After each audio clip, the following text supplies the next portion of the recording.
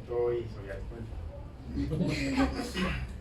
Hola, Lo que aquí ahí en el programa en algún punto dice que lo ideal es que las sesiones sean como las de Alcohólicos Anónimos. Es que en algún punto la gente hable de miserias y se sienta libre pues como de abrir sus emociones más oscuras y desagradables a los demás. Así se ve. Ah, sí, puede ser. Pues no, Sentimientos negativos. pues. Me hubiera gustado leer el erotismo y no lo hubiera prestado y perdido. Ah, yo lo tengo por ahí, esos días que me pasé lo encontré, eso lo robé. Yo tengo un ejemplar de erotismo de Herman, que fue el primero que tuve en la universidad, entonces me sirvió. Ya tengo la edición de tus pues, chimbitas, pero me sabe. Una copia.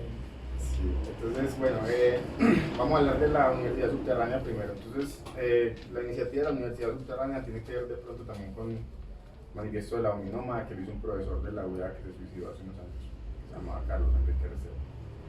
Entonces el man seguía a unos manes que son los autonomistas italianos, que es un parche como de lesbianos y guattarianos italianos, que pues, hacen como teoría política, y entre esa teoría política tiene una serie de teorías sobre como, ¿cómo es que se llama esta vuelta?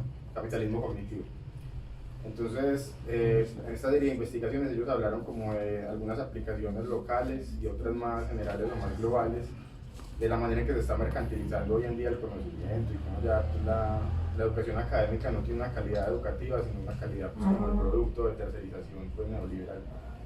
Entonces, lo que se publica, lo que no se publica, quién sirve para enseñar algo, eso se determina por unos criterios mercantiles, unos bailes. Entonces, pensando en esa idea, unos parceros, pues unas parceras de la UDA tenían como unos colectivos que seguían las ideas de la Uninoma y estudiaban por ahí cosas, hacían como cursos independientes pues que no eran los de la universidad, se parchaban por ahí, hacían entre ellas cursos de temas generalmente de anarquismo pues.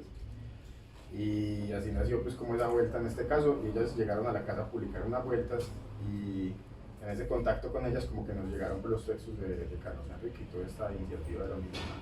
Entonces nosotros no la hemos reproducido tal cual, pero sí nos quedó la idea pues como eso, de hacer unos cursos y de buscar una especie de descentralización pues como el conocimiento, o de compartir unos temas de una manera que no sea pues académica.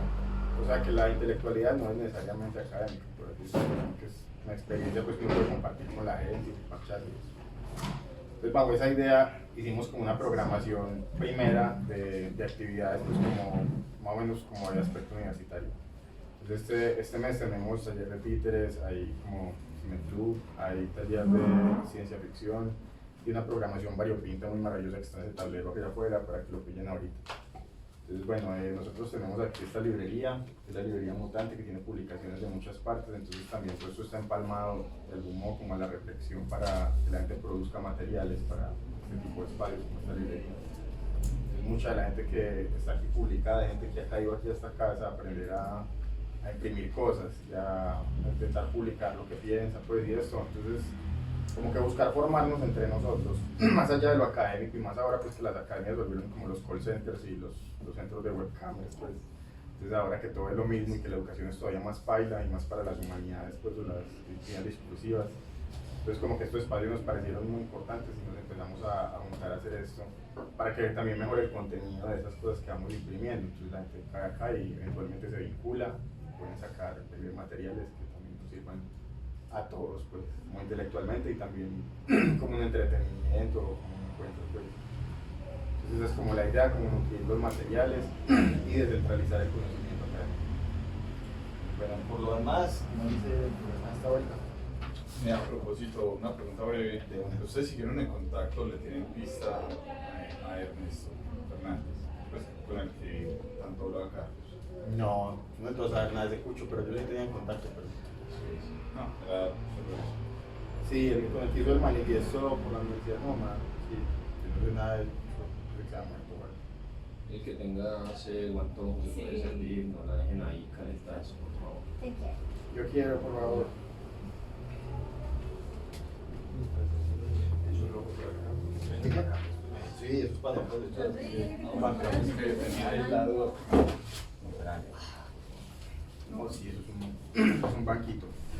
Bueno, entonces, lo del nombre de la cátedra y cómo se me ocurrió, pues a mí toda la vida me ha gustado mucho, era Bataille y en general la filosofía, pues como el postestructuralismo francés y de la tradición sobre todo pues, más nietzscheana.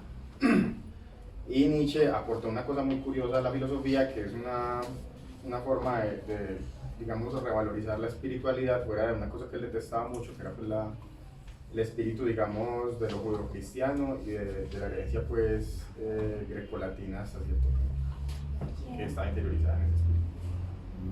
Entonces Nietzsche, como no le gustaban las cosas judeocristianas, él igual quería alcanzar, digamos, una profunda espiritualidad, como una especie de romanticismo que tenía. Entonces él era un tipo como un post-romántico pues en época, y también en su actitud hacia el mundo era un tipo brioso, tormentoso y romántico. Entonces Nietzsche tenía todas estas extrañas idealizaciones del organismo y de la naturaleza, y creía que el ser humano podía alcanzar una especie de religiosidad de forma. Entonces, la religiosidad de forma significa que uno de alguna manera puede alcanzar ciertas experiencias pregnantes, pues en un sentido pragmático, o sea, pues como utilidad para la vida pues, diaria, o en un sentido ya místico o trascendental, pues, que busquen esas experiencias ya más allá del cuerpo, o crean ellas o las puede alcanzar.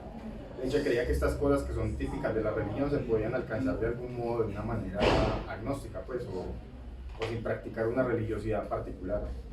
Esa idea pues tomó muchos vuelos, y muchos seguidores de Nietzsche la fueron llevando a muchos extremos diferentes o a campos diferentes del pensamiento. Entonces uno ve, por ejemplo, pensadores como Carl Jung, que es un psicoanalista muy famoso, que se obsesionó mucho también con esta idea del superhombre, pues, y de buscar una cosa que era como una especie de mito personal que reflejaba la psicología propia y que le ayudaba a uno a alcanzar ciertos estados mentales, pues, o a conocerse mejor. Entonces, bajo esta metáfora desarrolló toda una especie de alquimia pues, de formas simbólicas, antiguas, y esto es un ejemplo, por ejemplo. Otro ejemplo, por ejemplo, es Walter Benjamin, que Walter Benjamin era pues, alemán, entonces no tiene que ver con el postestructuralismo, sino que con los orígenes de la escuela de Frankfurt y las vainas así de teoría crítica alemana. Y Walter Benjamin también tenía una idea similar, entonces él empezó a buscar las interiorizaciones como en la política o en la vida política alemana en su historia, que había de asuntos que son propiamente religiosos, que tenían que ver, según él, pues, con el espíritu como nómada o sedentario, según fuera el caso pues, de las tribus arias o los cristianos. Entonces él investigó como ese lado. Y a su vez Bataille pues, se dedicó a una cosa muy bizarra que también está en la obra de Nietzsche muy presente, y es el estudio de lo malvado o el mal. Entonces Bataille va a dedicar toda su obra realmente al estudio del mal, y una cosa pues, que se suele entender como lo maldito en la historia de la literatura francesa. Lo maldito es muy popular, son todas estas chimbadas como Baudelaire o Mallarmé, o estas vainas así de la poesía pues, romántica francesa, que se caracteriza pues, como por esas mismas idealizaciones de la naturaleza y el yo muy brioso, pero además una especie de romantización de la decadencia y de las bajas pasiones humanas, por así decirlo, en los términos de la época, acompañadas de un sentimiento religioso extremadamente fuerte. Eso se puede observar sobre todo en la obra, pues, por ejemplo, de Verlaine, que eran como poetas que hablaban mucho de lo divino y de las esferas sagradas, y luego lo contrastaban con poemas sobre la mierda y bueno, genitales y la sexualidad desenfrenada que tenían. Entonces ya en el simbolismo francés y desde la poesía romántica francesa hay una asociación muy fuerte que estalla de algún modo en Bataille, que es entre, digamos, lo maldito o lo oscuro y lo desagradable con lo sagrado, con las altas esferas. Entonces, realmente si uno ve la obra de Bataille, no es una obra, ¿cómo decirlo?, como filosóficamente tan amplia, pero es una cosa que fue muy importante para su época y que aportó mucho a otros pensadores que pudieron ver sus ideas en otra clave, porque el pensamiento de Bataille es, digamos, por principio inaportante. Es un pensamiento que intenta transmitir no unas ideas, sino una incapacidad de transmitir cualquier idea, que es lo que él entiende que es lo místico y el extremo del mal y de lo sagrado, porque él, como veremos aquí en la teología, lo asocia. Entonces hay un tópico que estuvimos camellando en estos días para Lo Último en Guarachas, que es la revista que el parcero compró, él también la compró en estos días. Lo Último en Guarachas es una revista como de pensamiento, pero es pensamiento independiente, pues no es así como académico.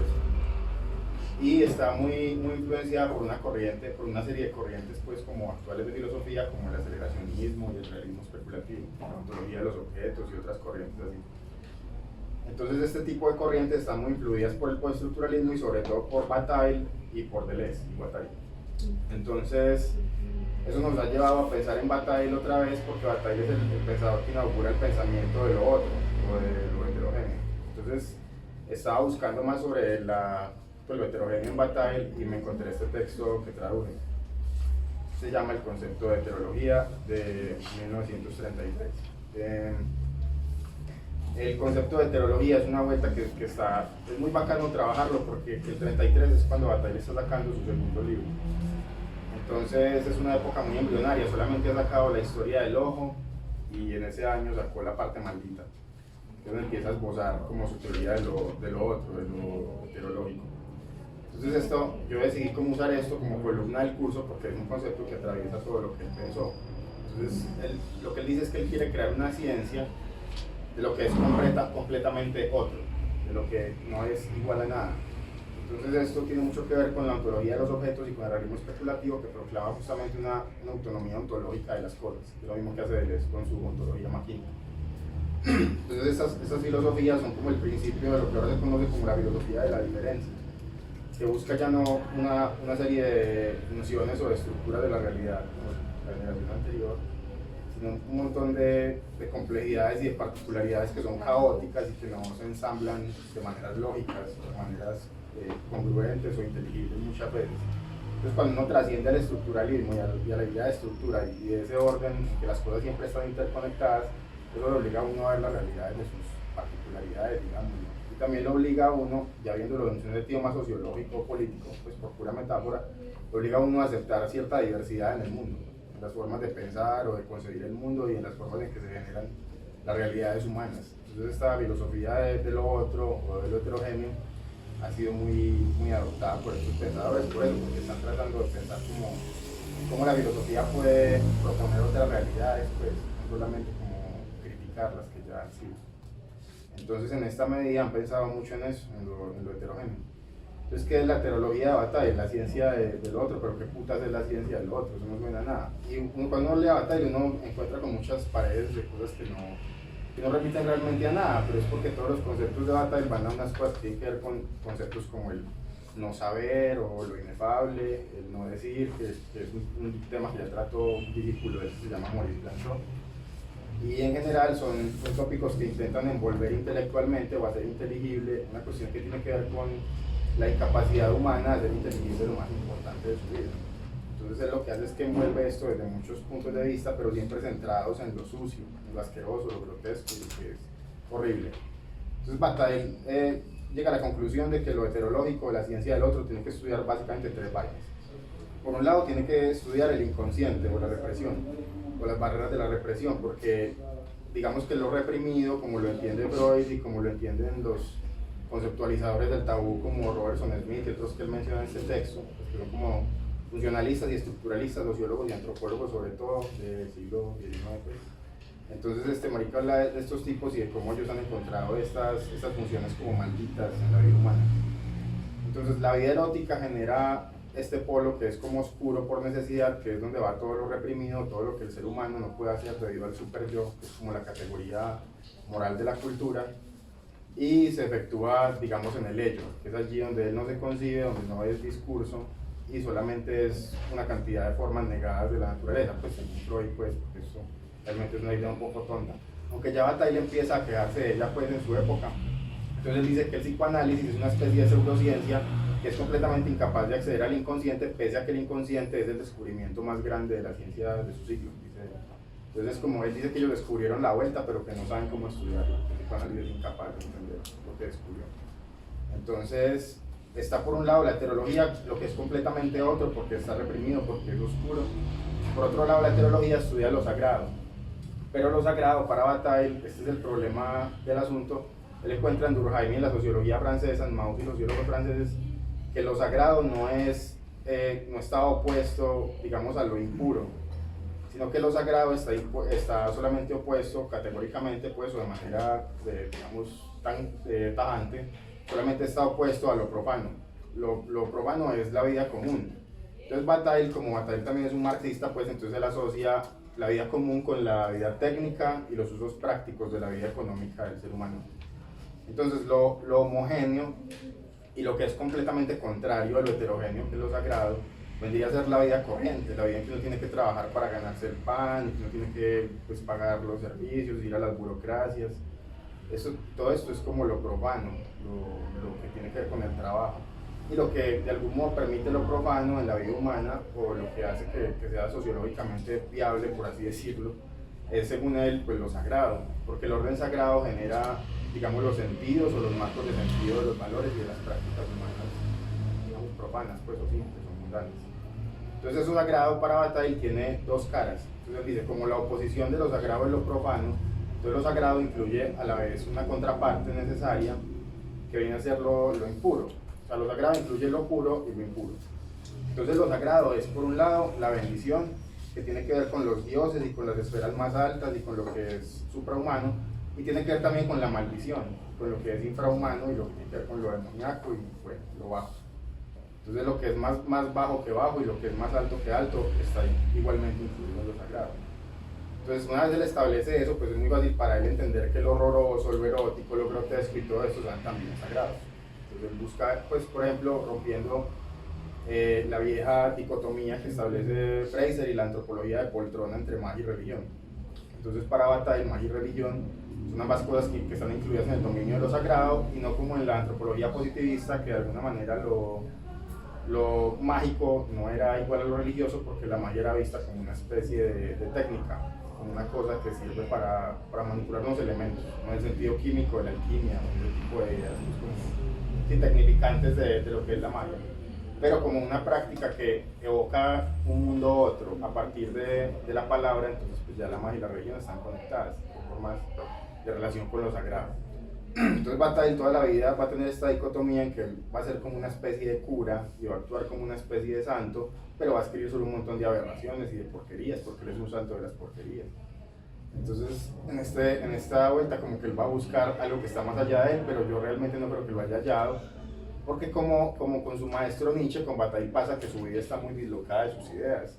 Entonces uno ve a este tipo hablando de orgías y de gente violando curas en iglesias, pero realmente él es un bibliotecario muy aburrido, que nunca violaría a nadie, no haría nada mal. De algún modo como que toda esa riqueza expresiva de su obra tiene mucho que ver con sus propias represiones, con las constricciones internas que él es.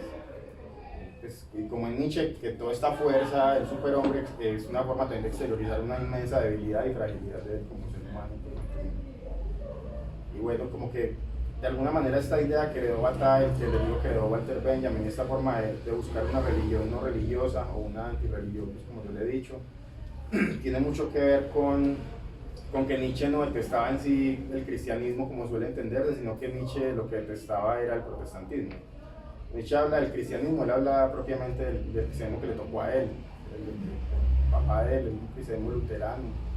Entonces, como Nietzsche entiende por cristianismo lo que es propiamente luterano y el corte pues, más anglo, él excluye poderosamente de la cristiandad el catolicismo. En cambio Bataille lo explora porque Bataille encuentra que el catolicismo es donde todavía queda dogma místico.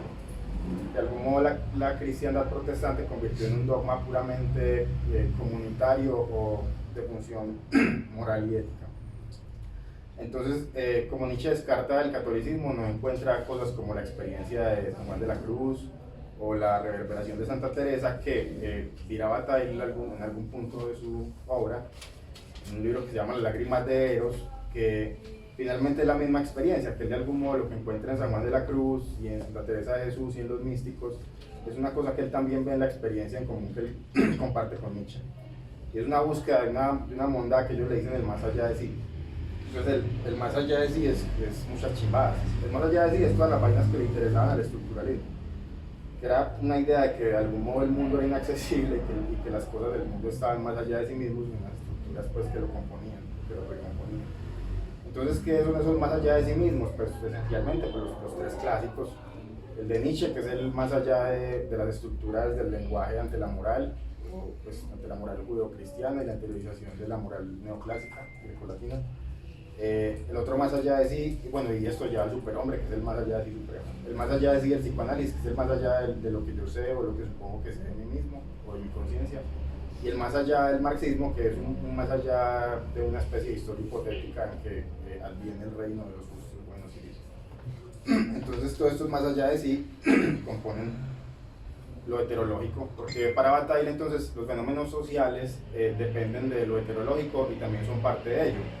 Porque entonces, ¿qué pasa? Él dice que en tanto que los fenómenos sagrados son lo que hace que se mueva la vuelta social y la vuelta política, entonces eso también es un dominio propiamente de lo que es completamente otro. ¿Cómo emerge un fenómeno social? ¿Cómo se dan las uniones? ¿Cómo se dan las revueltas? Todas estas formas de relación histórica serían también propiamente heterológicas porque lo social contiene ya, digamos, lo erótico y lo sagrado como germen. Esos son los tres campos de la heterología: lo sagrado, lo erótico y la lucha de clases.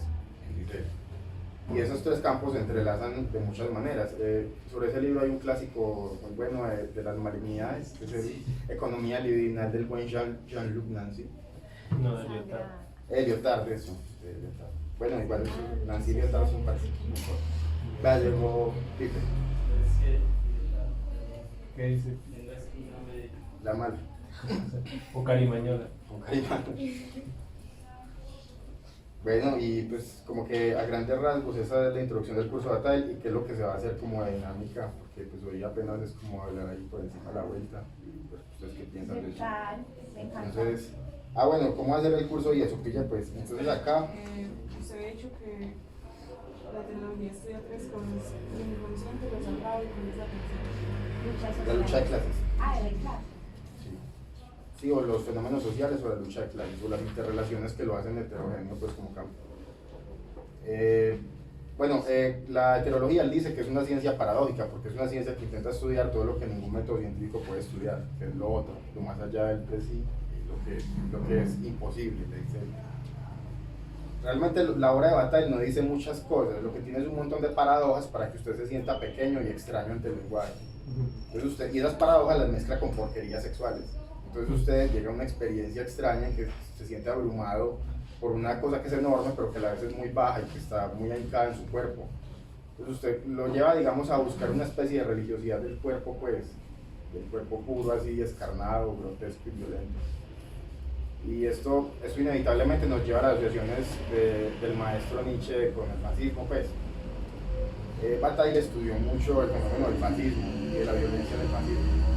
Y lo estudió también por el hecho de que él mismo era considerado fascista por mucha gente a cada rato.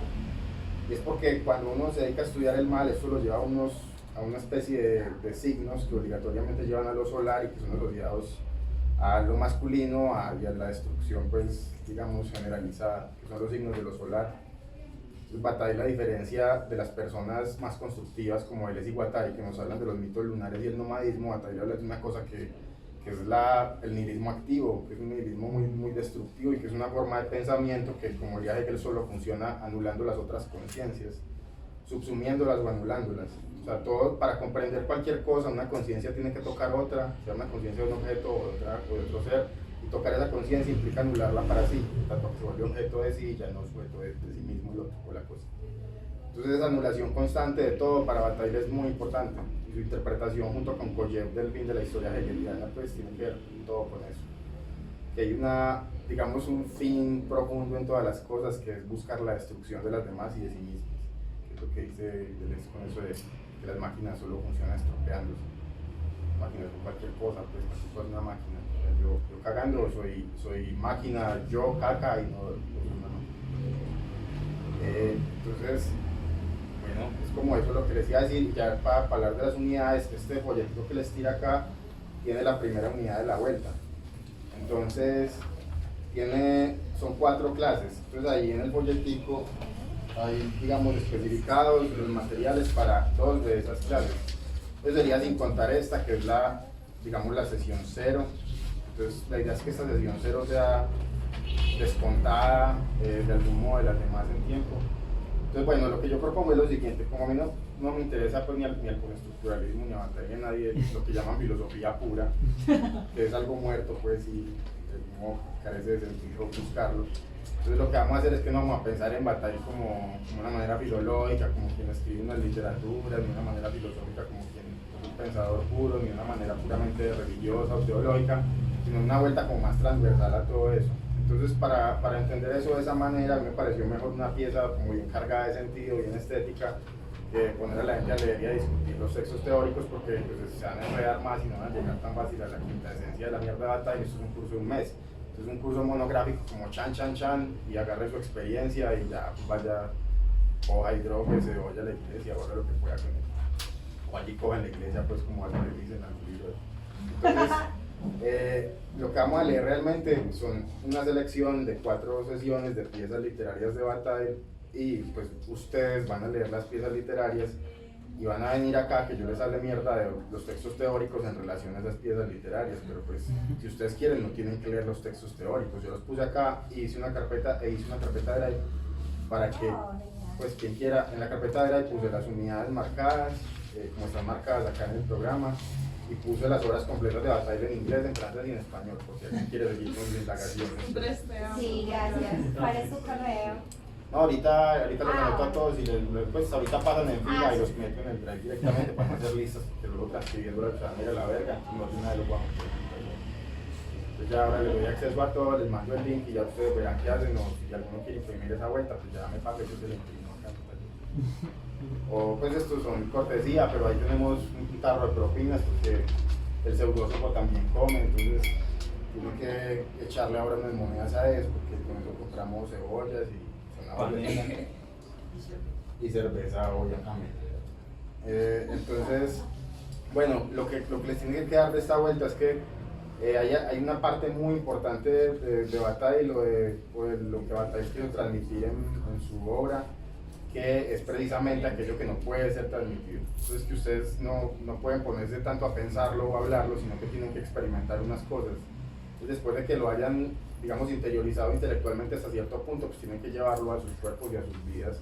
Lo que el camarada Gonzalo decía ahora de una manera un poco pata de su parte, es que él fue un acefálico. El acefal era un parche que Bataille fundó con Klosowski y con otros locos de estos endemoniados nietzscheanos, y era una revista de gente que pues toda estaba obsesionada con esto de las cosas muy guarras que encontraron en la antropología, y pues, hacían unos textos como bizarros, como el surrealismo muy sucio y muy oscuro, y buscaban así unas ciertas experiencias prácticas también en la vida.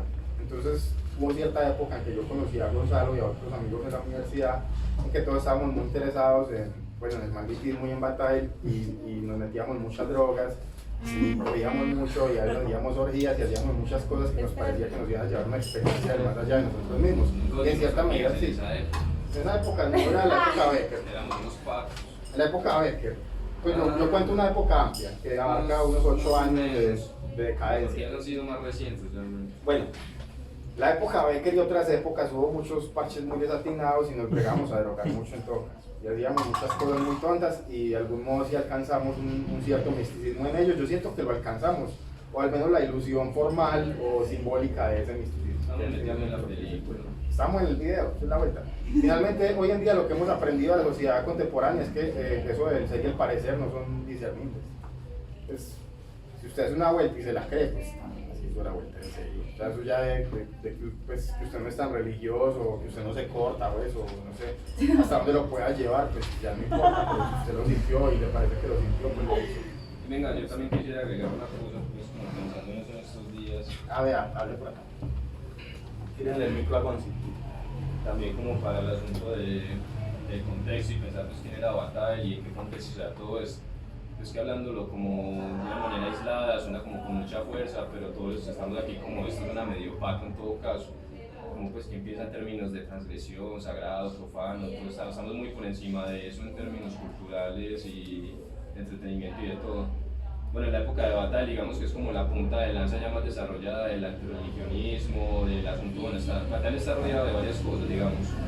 Por un lado muy fuerte el asunto del surrealismo, estamos hablando como de las puntas de las vanguardias en las cuales todo el mundo está montado en la onda nietzscheana de la transvaloración de los valores, en la cual todo el mundo está envalentonado para decir hasta aquí llegamos con todos estos siglos y siglos de moralismo cristiano, de burguesía y de todas estas chimbadas que siempre nos han oprimido, y es hora de abrir el espacio a todo aquello que siempre ha sido censurado, lo diabólico, lo profano, lo otro, ¿cierto? Que siempre se ha mostrado como la maldad.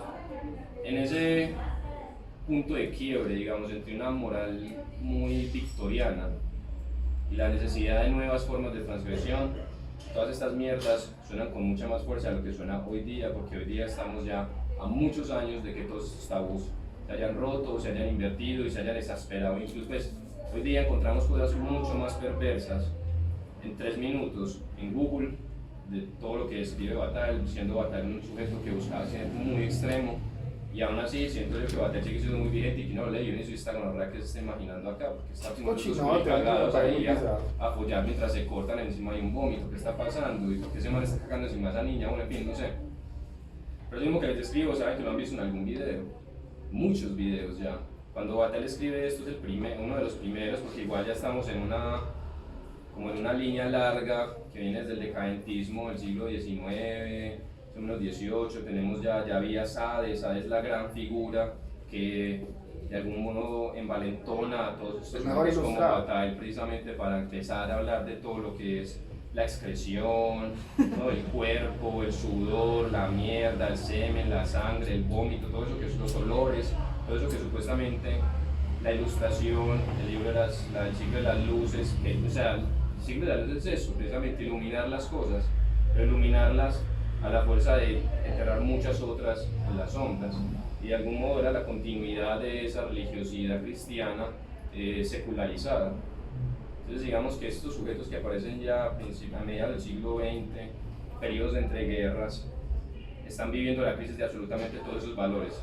Primero ya habíamos pasado por la crisis de los valores cristianos, ya Nietzsche había matado a Dios, aunque no ciertamente, digamos que separación de Estado y religión y bla bla. La segunda crisis es Primera Guerra Mundial, entreguerras, Segunda Guerra Mundial, es la crisis de los valores de la Ilustración, la supuesta secularización de todo eso cristiano que supone que nos iba a llevar a través de la ciencia y la razón como al gran siglo realmente de las luces, que iba a ser el siglo XX, y nos llevó fue como a la creación de la gran máquina de guerra, como diría Deleuze. Y en medio de eso está pues Bataille y todos sus sujetos diciendo no, hay que romperlo todo. Entonces Bataille está en una intersección entre vanguardias artísticas, surrealistas, amorales o inmorales, Nietzsche y todo ese asunto, y por el otro, lo que también veía como la próxima necesidad de romper con todo lo anterior, que era aquello que suponía lo máximo y quería destruir la burguesía, es decir, el comunismo. Entonces Bataille está en medio de comunismo, surrealismo, decadentismo, y empieza a combinar todas esas chingadas. En medio de todo eso, de religiosidad, sagrado, profano y todo eso, para él, por ejemplo, lo profano de la burguesía es la clase obrera, y es lo más sucio, y es lo más cochino, y es lo más impuro, y los va a poner en esos términos. Entonces, claro, el tipo, como ven, es una locura, porque uno no sabe exactamente hacia dónde va. ¿Cuál es el sistema de castas? En todo caso, pues a lo que iba es, claro, no lees, esto tiene mucho más fuerza si uno lo pone en términos de sí, y nosotros éramos unos pelados también, como digamos, viviendo todavía como quizás lo que eran los últimos momentos de esas moralidades fuertes conservadoras de nuestros padres, que yo creo que estas generaciones y la ciudad más tienen paraca también del mundo, que y nos sentíamos así de mal, y sentíamos que teníamos que romper y que teníamos que transgredir toda esa cantidad de prohibiciones y de cosas que nos ponían encima de nuestros padres, nuestras instituciones y todo. Seguía siendo época en la que lo miraban no mal por decir, ay sí, a mí me gusta Satán, alguna cosa, y uno dice, ay sí, qué chimba el satanismo, y nadie te va a mirar como, ¿de qué estás hablando? Bueno, ni siquiera un viejo. Pero en esa época sí, y en esa época en la medida en que nos veíamos más agarrados a través de lo sagrado y de lo puro, más necesitábamos romper esas barreras, y por eso nos excedimos también en drogas y que estas chimbas.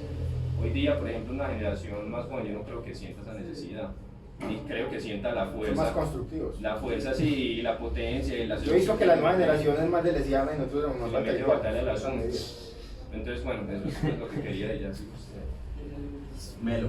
Bueno, entonces lo de antirreligión es una forma más amplia, pues, o más pop de decirle a una cosa que él llamaba ateología, es lo de la suma ateológica. La suma ateológica es donde el man trabaja pues, todos los temas como espiritualidad. Ahí en las obras completas está en la obra en francés, está marcado cuáles son los tomos que tratan la suma teológica, porque es una cosa que nunca terminó. Pero muchos de los libros del man, como El culpable, por ejemplo, son parte de la suma de experiencia y cosas. Y bueno, yo no soy tan optimista como Gonzo en ese sentido. Yo no creo que la sociedad se haya desligado de todos los moralismos. No es que no es optimismo. Se hizo Al optimismo. contrario, digamos, si no nos lleva a esa liberación transgresora que él pensaba que nos podría llevar. Sí, pero igual yo constantemente veo también en la vida diaria gente que todavía conserva una moral completamente cristiana. No, incluso esa nueva forma de amoralidad de vida, de ser tremendamente tolerantes, nos ha llevado a ser profundamente conservadores también. Sí, de algún modo como que lo progre también se ha vuelto una forma detestable de conservatismo. Ustedes ven, por ejemplo, nuestros alcaldes progresistas, lo que se trata de- Pues, Pero sí, de algún modo, pues siempre todo lo que uno cree que es muy cool finalmente va a ser, digamos, usurpado por las hegemonías para venderle a uno basura y maltratar su subjetividad. Entonces con esto del mal pasa, y con no solamente con el mal, sino con todas las ideas que vinieron de la liberación sexual y del psicoanálisis, que era esa idea de que si usted tiene una sexualidad muy desaforada iba a liberar algo en usted, pero en realidad eso no lleva a nada, solamente es como la misma producción enloquecida pues, de capital o subjetividad, pero en el sexo, es una corriente de No solo la sexualidad, sino el contraste, o sea, el asunto es sentir que estás haciendo algo que realmente no debes hacer, que es algo que es profundamente amoral, y es en esa contradicción entre el profundo deseo y la profunda repugnancia de sí. uy, yo de verdad no debería estar metiendo con esta puta bajo de un puente a estas horas de la noche, lo que genera es hoy día esa transgresión no se siente tan fuerte porque es como más normalizado que la gente haga sus pudreduras por ahí, no siempre, pero es ese contraste, una sexualidad exacerbada en un contexto en el cual no debería y está prohibido incluso que lo sea.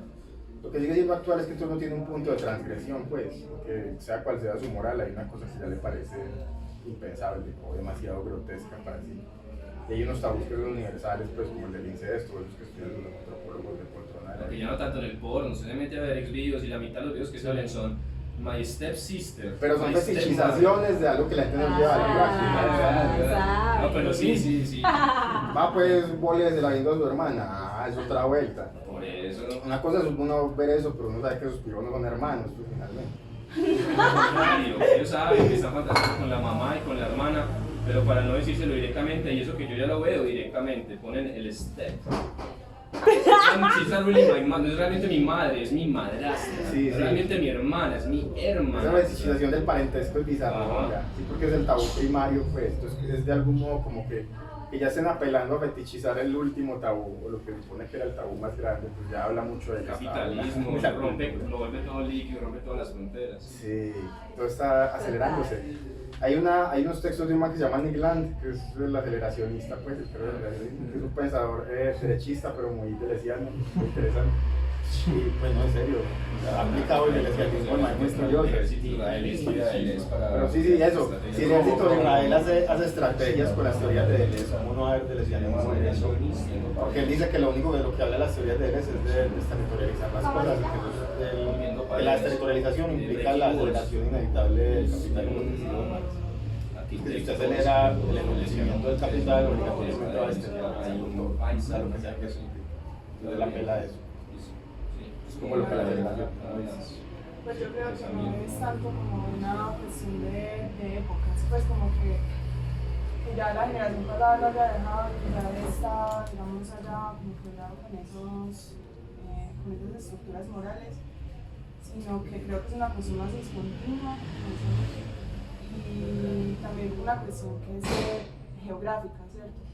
Hay unos lugares a los que uno recurre para poder profanar ciertas cosas, no sé si se da la palabra. Sí, profanar es muy Eh, muy batallado. Hay ciertos lugares que te permiten a vos como quebrar unas estructuras morales y otras en las que no, y quizá pues como esa misma doble personalidad de batalla, como encontrarse en la biblioteca siendo otra persona y quizá en otros espacios, como en el espacio del libro, si se puede llamar, si se puede decir que es un espacio, siendo otra persona. Entonces, sí, pues creo que es algo como más molecular, de hecho. Y lo que decías, pues, como de que el fascismo, de que el pensamiento de derecha ha retomado la filosofía de él es total, porque o sea, hay ciertas cosas que él dice como que lo molecular o estas fugas no pueden ser pensadas como algo netamente emancipatorio, sino que de hecho el fascismo actúa de manera molecular insertándose en la vida cotidiana de las personas, entonces no es que sea algo pues como de izquierda o algo anarquista pues como en sentido emancipatorio. Sí, eso es lo que estaba estudiando también, que la gente siempre quiso ver algo, digamos, constructivo, positivo en las ideas de Deleuze, pero que no necesariamente está ahí, la gente lo ha querido ver. Pero de lo que él habla es unas cosas inevitables de las que uno puede servirse y a las que va a servir el enemigo también obligatoriamente. Y también creo que pues haciendo como una referencia a lo que ha hecho actualmente el sistema capitalista, como con esas bajas pasiones o con ciertas tendencias estéticas negativas o oscuras, ha sido como una recuperación como en términos de la internacional situacionista. Toman las cosas que hacían referencia a la revolución o a la insurgencia o a la contracultura, y las han convertido en productos, y él también habla de eso, de una recodificación de aquellas cosas que han sido desterritorializadas o de aquellas fugas que se han efectuado. El sistema vuelve y las coge y las pone a su servicio. Sí. Sí, es verdad, todo lo que uno, incluso la transgresión sexual, pues todo puede ser vendido. Hoy en día es una de las épocas más sexualizadas, pues yo creo que se está viendo mucho eso. Que lo que en los 60 fue una bandera de liberación, hoy en día es el reggaetón y la forma de mercantilismo pues más burda posible. Todas las formas de venta del cuerpo y de cosificación y designación del cuerpo, pues biopolíticas muy pesadas a través de estas ideas que algunos fueron emancipatorias en los 70, 80. Pero siempre surgen ideas nuevas también que liberan parcialmente a las personas, y también ideas muy viejas que siempre vuelven, pues como la revolución, que es decir, no, la revolución con mayúsculas y qué tal, que la gente igual eso también la mueve a actos, así sean pues actos micropolíticos o ya quien quiera unirse a la subversión, pues su vida cambia, o sea, su mundo cambia. Entonces sí es interesante pensar en estas cuestiones que de algún modo siempre fueron muy estéticas y muy metafísicas, y que estos tipos intentaron llevar al campo político precisamente porque el campo político era una secularización de la vida espiritual. Entonces como pensarlo en esos términos, pero sí también llevarlo al cuerpo. Pues yo les hablaba ahora de Nick Land. Cuando Nick Land estuvo muy rayado con la obra de Bataille, él empezó a hablar de poshumanismo. Entonces ya lo de superhombre y esto les habla a ellos de unas superaciones prácticas de la humanidad. Y eso lo llevó a hacer unos experimentos también muy patos para nuestra época y para la Bataille, que son los experimentos del poshumanismo, en los que se empelotaba y caminaba y andaba con una culebra toda la noche por un bosque. Hacía cosas así, pues se metía a muchas anfetas y dejaba de dormir muchos días y miraba patrones en las paredes.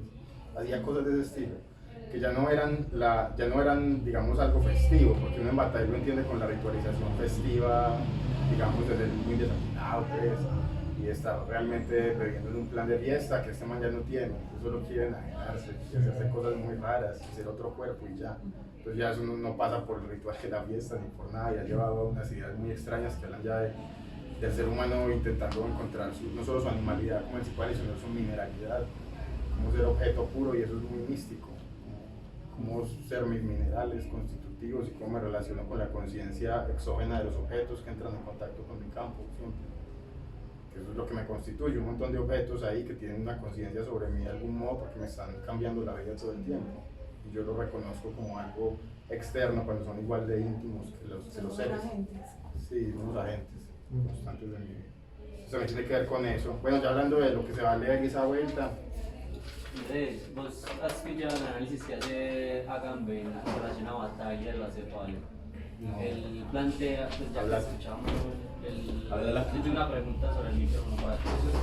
Tírela que. Pero es que es solo para que quede grabado, Ah, ya. Que él plantea cierta, bueno, con relación a la poshistoria, plantea Campbell como una especie de análisis en donde todos esos planteamientos que tenía Bataille y el parche de Cepal, Sí. con relación creo que también a ese poshumanismo, o sea, a cómo después de la historia va a haber como una especie de reconciliación con lo viviente. El reino que vendrá. Sí, claro, o sea, ya después de lo humano y después del fin de la historia que plantea también. Koyevi, pues el mismo hegeliano de la historia. Sí. Entonces habría una especie de reconciliación del, ya no el ser humano, sino de todo lo viviente con ello mismo. Y eso me hacía acordar a este chico que nos contabas, como que se desnudaba y... Lean, sí, ese mariposa. Y así mismo lo pintan como una especie de despojarse del rostro, en ese creo que es una figura de la Cepal, y en ese despojarse del rostro lo que viene después es simplemente ya otra cosa por fuera de lo humano. Claro. Una cosita breve, ya que mencionas a Koyev, Koyev es un tipo muy fundamental en cómo se desarrollan estas ideas en Bataille y todos esos pensadores intelectuales franceses de esa época, porque Koyev es de los que se pone a traducir a Hegel y empieza a hacer Ahí sabía la magistrales de Hegel a los que atienden toda esta gente, pues, todos los duros pues, de Francia de mediados del siglo XX, principios. Y lo particular de Kojev es el asunto de la dialéctica del amo y el esclavo y cierta traducción que hace en términos de muerte, en términos de superación, que no necesariamente eran traducciones. Pues hasta donde he visto, que no sé muy bien, no sé si no me he puesto pues, a la vuelta, pero al parecer eran las traducciones, las mejores traducciones del alemán al francés, sin embargo eran putamente seductoras y bastante sugerentes. Y es sobre esa base de esas traducciones y esas clases magistrales de Kojev, en donde se le da demasiada importancia a esa suerte de punto final de la muerte, también como dialéctica hegeliana que permitía una suerte de obtención del absoluto en medio de una conciencia que es completamente reveladora frente a sí misma, fenomenológica a la vuelta, que esta gente se inspira a hacer unas veces, es como una suerte de Hegel oscuro. Sí, el Hegel oscuro, eso es como un Hegel oscuro, un sí, Hegel gótico. Él traduce el Hegel raro, bastante extraño. Él selecciona y traduce un Hegel oscuro, que es el Hegel de la aniquilación de la conciencia. Exacto, y es cómo hacen eso, que esta gente también se inspira demasiado en estos términos. Lo de humanismo es una vuelta curiosa, que se entiende por más allá del humano, ¿cierto? Es como la idea también. Yo me atrevería a decir un poquito ahí, sugiriendo que cuando hablan de poshumanismo, están hablando de la concepción humanista propia de la Ilustración y del hombre del siglo de las luces, que se fundamenta alrededor de una figura central de racionalidad. Y el poshumanismo es una suerte de, más allá de este humano que se limita a sus funciones racionales como fundamento de eso, y habría que ver pues, qué sale más allá. Y es como algo que también buscaba Nietzsche y que también plantea Marx en algún punto, y es convertir el humanismo en naturalismo y que el naturalismo sea humanismo. Eso tiene que ver con estas vueltas de la Y poesía. superar eso sería lo que generaría una suerte de poshumanismo, pero sí es una vuelta muy difícil de entender como qué puta significa ser humano en esos términos y qué quieren decir con más allá del humano en esos términos. Es como la vuelta ahí.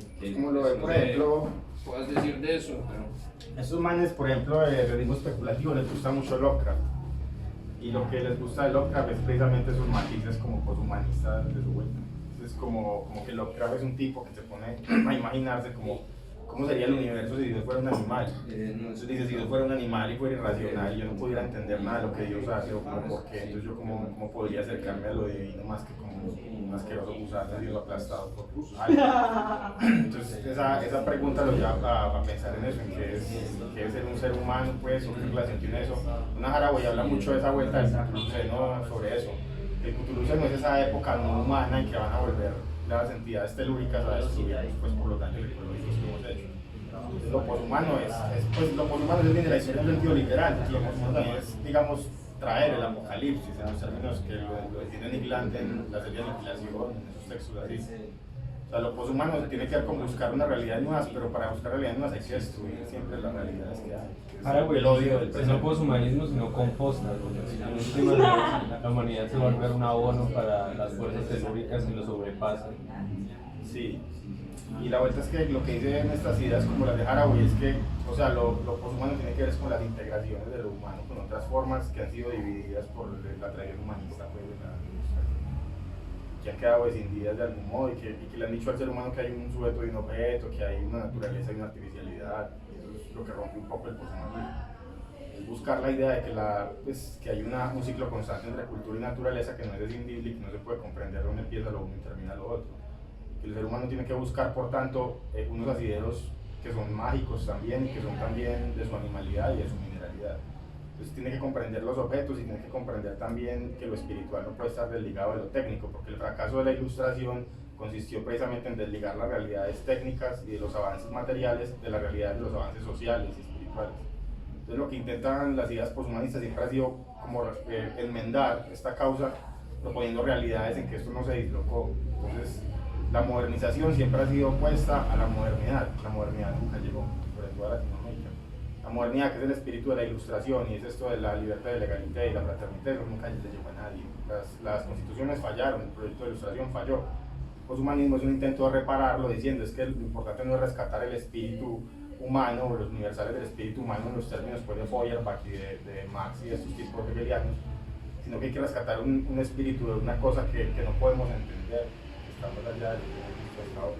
Sí, pero hay también una como una búsqueda en esos postdelesianismos por encontrar una vida plenamente fuera del orgánico, y por esa búsqueda por lo mineral, por las cosas, o por no necesariamente agentes con una suerte de conciencia, sino actantes como el clima y demás, entes no necesariamente orgánicos, y que promete una vida que huye de lo humano, como, no sé, como Hora de Aventura, donde hay un montón de vida que no responde necesariamente a las lógicas y las causalidades que nosotros podemos enmarcar. Magitech, Final Fantasy Full HD. Y eso también es como re importante en esa búsqueda de la muerte o de la suspensión de la vida humana, que también está en Battle. Sí. Yo tengo una pregunta, pero más como para ubicarme teóricamente. No estoy como montado de cierta filosofía discursiva concretamente, pero me recuerda un poco al concepto de retroprogresión, que imagino que si pues, algunos como Hegel oscuro, y de alguna manera Deleuze escucha algo de él, parece un cierto de Deleuze, pero pues no sé, como que hace la conexión entre el concepto de origen de Salvador Paniker, entendido como una especie de fragmentación de lo fragmentado, y pues no sé, o sea, como hacer ético este pensamiento, pues me confunde bastante, pues no sé, decirlo como pragmatizarlo para entenderlo bien. ¿Hacer ético qué? El pensamiento de batalla. Sí, así es. O sea, en términos de cuáles serían las consecuencias prácticas, de cómo deberían actuar. Hacia las condiciones. Bueno, sí, lleva algo interesante, pues. Sí. No sé si sea de pronto por el hecho de ser un tipo profundamente marxista, pero para Bataille el reino de lo sagrado también incluía la comunidad. Entonces, el ethos de Bataille tiene que ver con que todas estas, digamos, formas de horror o de negación del ser tienen que ir acompañadas de un sentimiento muy fuerte de unión con unos pares. Esos pares, en el sentido de Bataille, pues, puede ser un poco esnovista, porque Bataille tiene una concepción muy aristocrática de la intelectualidad, que era de Nietzsche, pues también. Pero él sí habla de una ética necesaria de la comunidad, pues, a pesar de que, o sea, es que él en sí no se atreve a ensalzar o a hacer una apología directa del mal. Los efectos prácticos de lo que él habla del mal no necesariamente son que uno tenga que hacer el mal, más bien lo que él dice es que el mal está presente en todo y que él quiere buscar cómo. Pero me suena como, pues, como un elogio a la alucinación. Sí, tiene mucho que ver con un elogio de lo irracional y de los reinos. Entonces ahí conecta con Deleuze, o sea, y con la imagen del pensamiento puro. Pero Deleuze no hace un elogio realmente de la locura o de la esquizofrenia, es lo mismo. Lo que les quiere decir es que la esquizofrenia no es realmente una categoría clínica personal, sino que es una categoría social o cultural que de algún modo nos toca a todos. Que la esquizofrenia es el enloquecimiento de las formas que están del capital y de las relaciones humanas de nuestro tiempo. Y Bataille está hablando, y Bataille no habla de esquizofrenia, o sea, Bataille habla es más de una exaltación del éxtasis. Habla de locura, pero de una locura más literaria. Del éxtasis incluso, es como de un momento de transgresión, porque además la transgresión implica precisamente poder regresar a un cierto estado de normalidad, no destruir la norma, sino poderla transgredir, porque si perdés de algún modo, creo que está muy conectado también con Lacan y el asunto de que es que la ficción es la estructura fundamental de lo real, pero precisamente la transgresión salva de la esquizofrenia, o sea, si vos transgredes la norma y no sos capaz de regresar a ella, rompiste completamente todas tus formas simbólicas en las cuales puedas seguir funcionando dentro de lo real. Y lo transgresor en Bataille, lo difícil de entender, lo transgresor es que no es la destrucción de la norma, sino la suspensión de la norma. Y un ejemplo de transgresión es la fiesta, la farra, el festival.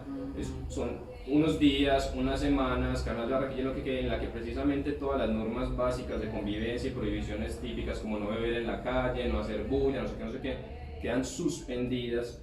Y en aras de algo sagrado, que es exacto, en aras de algo sagrado, y eso permite una suerte de aperturas y algo más que de mantenerse constantemente implicaría la destrucción de las bases sociales que lo permiten. Ajá. Sería algo así. Eso que Gonzo dice es importante porque lo que Bataille intenta decir siempre es que las cosas tienen dos tipos de contrapartes. Una es la contraparte que las anula por completo y otra es la contraparte que las sostiene. Entonces la prohibición tiene una contraparte que la sostiene, que es la transgresión. O sea, lo que hace que sea posible prohibir algo es la posibilidad siempre latente de transgredir esa prohibición. Pero hay una cosa que está más allá, que es la anulación de la ley, es el no reconocimiento de la ley en absoluto, que la corta de plano. Y la absoluta anulación de todas las leyes, pues es Dios, es lo sagrado. Pero obviamente es un Dios que no es existente, sino psicológico, pues como él lo entiende. Y lo otro es que transgredir todo sería morir.